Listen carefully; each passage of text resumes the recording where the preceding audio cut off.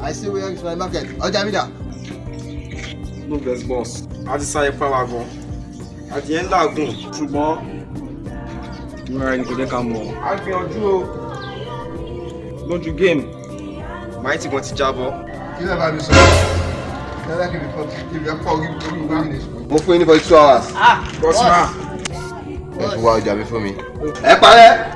Nínú ilé mi, ìyanu tójú òrìrì o, wá ṣe nínú ilé mi. Torí pé ó ti ta kókó. Killer, boss.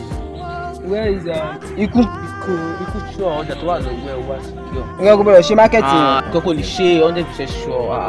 Ẹ just Ikú now. Ọjà yẹn ni máa ti jábọ́ sí kọ́kọ́ bẹ̀rẹ̀ sọ́jà yẹn. Àyíká kò lè sọ́jà yẹn. Ó sì gẹ̀pọ̀ lọ́jà yẹn. Láti ọ̀rọ̀ àjọsọ wa o, Olúwa o rántí. Ṣé yẹnu bàbá?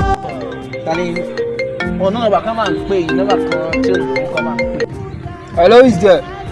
Hello, sí Terry ló sọ̀rọ̀. Yes, Terry ló sọ̀rọ̀. Abẹ́ Makanaki ló sọ̀rọ̀. Makanaki. Gbọ́ pé Mighty ti jọ. Okay. Òótọ́ ni ọ̀gá jábọ̀, but tọ́gà bá kú ọ̀gá ló ń kú. 100% sure. Mi ò fẹ́ ròyìn. Mo fún ẹ ní 12 hours.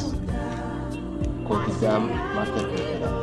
Makanaki ṣé mi lò fún 12 hours? 12 hours. Ọ̀hẹ́s, ìwọ náà wà jábọ̀. Makanaki ẹni tó bá fojú àná okùn bẹ̀ jẹ́ bọ́ wá ń bọ́ wọn lásán ní rẹ̀. Okay, no problem, no problem.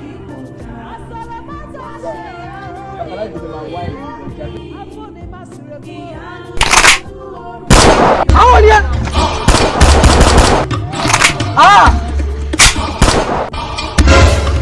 Kí ló ṣẹlẹ̀? Ọmọ ìbúra àwọn ilé ìmọ̀. Ajé!